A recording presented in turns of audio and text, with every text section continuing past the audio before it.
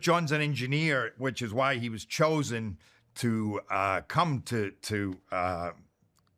the bunker with his family. So he's able to build things, he's able to fix things, and that's been his job in this community, keeping a lot of those things going in the bunker.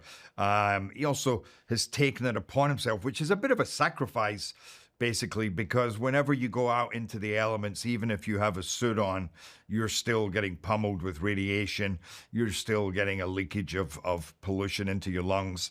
But he goes out and he scavenges and he finds things that will help them back down in the bunker, that, to fix things. So whether it's, a spanner or, a pipe or whatever he can get, because there's debris spread everywhere, or from ships that roll in, literally from the disaster.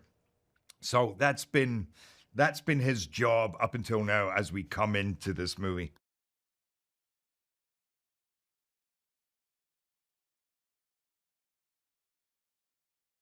Roman is actually a goat when it comes to movies. One, he's a fantastic young actor. He's worked a bit, and his mother is a director. His father is a DP. So he spent a lot. He spent a lot of time on film sets. So, and he's very, very talented, and he's a great kid. And he seemed to have a lot of the characteristics that fit well into a young Nathan, this curiosity, this courage, and this fire, but also this reflection that I think Nathan so often has. And just a watcher, he's seeing, he's learning, he's taking things in through osmosis.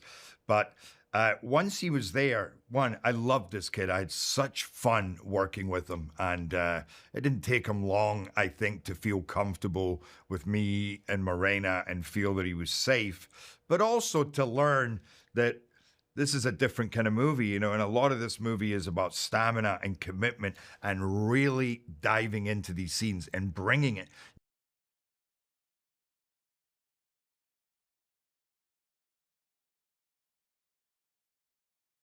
I guess that's why we have a movie, because we chose a family that did have great resilience and knew how important hope was, that despite the impossible odds at times, that fight for each other, that are there for each other. But I think, and by the way, and that's one of the things I love about this movie, is that message of hope. And no matter how bad things might seem, to just sometimes you just got to hold on. And I think that's part of what it was with them too, because at times it felt like maybe they had lost hope, or that hope was such a small glimmer.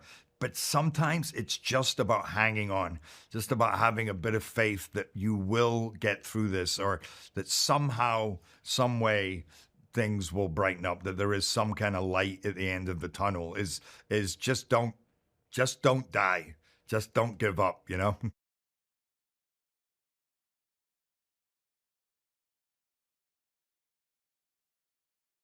John is not an expert or something. He's not a superhero, but he's a guy who has limitations, as do they. He's a guy who has blemishes, as do they. He's a guy who doesn't always get things right, that they can that is reacting to the situation sometimes with as much fear as they are, or with as little of an idea of how to deal with the situation. And that's something that you can really relate to and identify with. So it's a different kind of story, a different kind of audience participation, I think, where they really feel like, I feel like John Garrity, Allison, John, and Nathan, the family, they really are the audience in this movie. They're not just watching them, but they're in there with them because they are so relatable.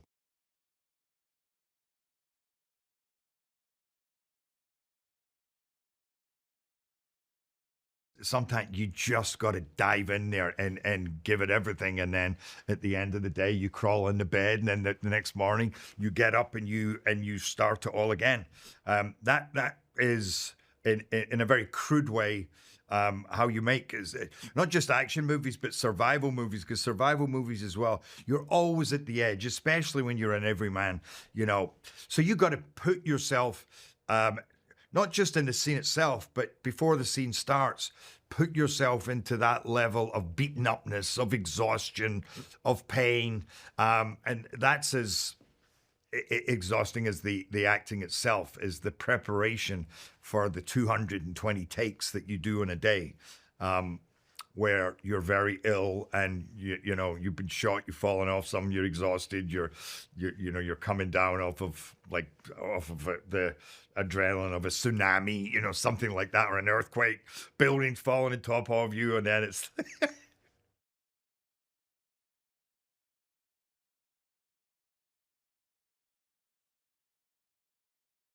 we have, I think, over the years learned what we do well together, and then where he ventures off and where I venture off, and how we can complement each other in that. And not just the creativity of the performance, but even in the balancing each other on set in between shots. When I know Rick's going to be there for me in a certain way, and when I know how to go over and, make him feel better about whatever's going on. So there's, I, yeah, 4 movies is a long time, and they were 4 difficult movies. So we've been through a lot together, Rick and I, and he's a fantastic director, and yeah, I'm very proud of the movies we've made.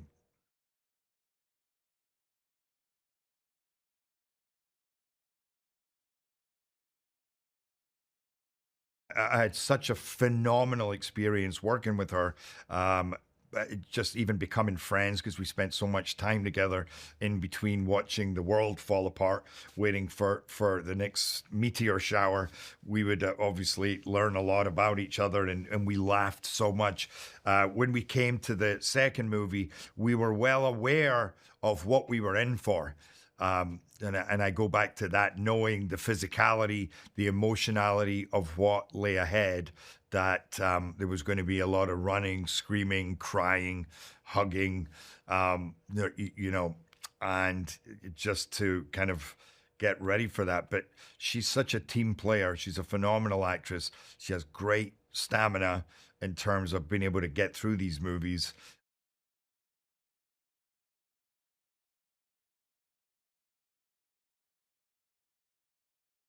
I love shooting on location, because typically when you're on location, there's a reason for it. It's normally, especially in a movie like this, because it's an interesting location. If you're shooting a post-apocalyptic film, then you're not gonna go into your normal park, or to your normal cafe and sit and do a scene.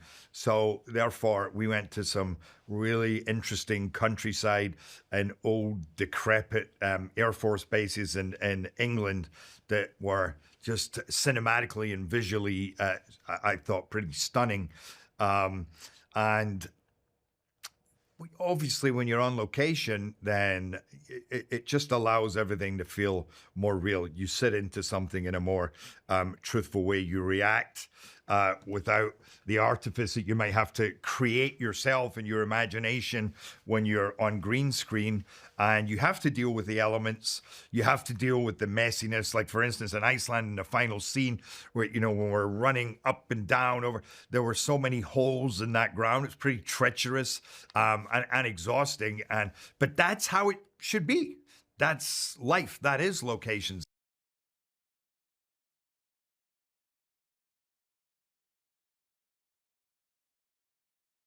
I think in terms of themes, in terms of the idea about that we're stronger in numbers, we're stronger as a team, and the more that we stick together in these times. Like, if we look at the world now as we're coming out of COVID, which maybe in some ways this represents people coming out of COVID in a world that is way more tricky than it was a few years ago, with a lot more going on that we have to kind of shuffle through and fight through. Um, that just the idea of that hope, hanging on to hope, being able to just to be able to cling on and to not deal with things in isolation, to come together as much as we can. And as John and Allison did in the first movie, seeing past, their their squabbles, all their issues with each other that they realized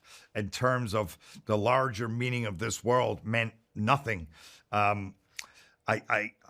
hope that it has, that's part of its legacy, and also perhaps in realizing that,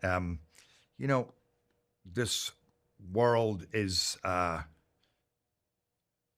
maybe more vulnerable than we think it is, and that we have to take care of it. This is perhaps an insight into a view of another reality that we're lucky not to have had yet, and we're still, have to put a lot of work in to make sure we avoid.